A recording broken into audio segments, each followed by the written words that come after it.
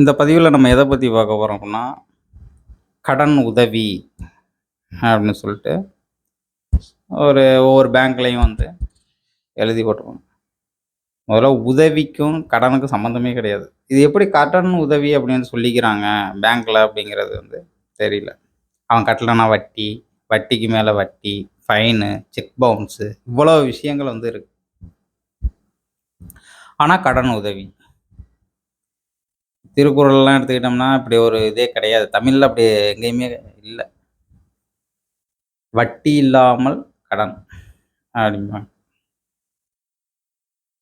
கடன்ங்கிறது ஒருத்தன் கஷ்டத்தில் போய் பணம் வாங்குறான் அப்படின்னா, மேற்கொண்டு மேற்கொண்டு அவனுக்கு கடன் கொடுத்து வட்டிக்கு கொடுத்தீங்கன்னா, நீ என்ன ஆகும்? அவனோட சுமைகள் அதிகம் தான் போகுமே தவிர கம்மியாகாது. ஆனால் இந்த கவர்மெண்ட் என்ன பண்ணுதுன்னா, நாங்கள் இந்த கடன் உதவி பண்ணுறோம், அந்த கடன் உதவி பண்ணுறோம், மேலும் மேலும் மக்களோட அந்த உழைப்பு, அவனோட உழைப்பு இருக்குல்ல, அதை சுரண்டி குடிக்கிறது தான் இந்த பேங்கோட கடன் உதவி அப்படிங்கிறது. அப்படி ஒரு உதவி உலகத்திலே இல்லவே இல்லை. கடன் உதவி அப்படிங்கிறது ஒரு உதவி உலகத்தில் இல்லவே இல்லை. உதவினா எந்த பிரதிபலனையும் எதுவுமே எதிர்பார்க்காம செய்கிறது பேர் தான் உதவி. அதான் ஈகை அப்படின்ட்டு சொல்லிட்டு திருக்குறளில் சொல்லியிருப்பாங்க. இவங்க பண்ணுறதெல்லாம் வட்டிக்கு விட்டு விட்டு கடைசியில் கேட்டால் கடன் உதவிங்கிறாங்க. இது அதுவும் மக்களோட வரி பணத்தை எடுத்து மக்களுக்கே வட்டிக்கு விட்டுட்டு இது பேர் கடன் உதவி.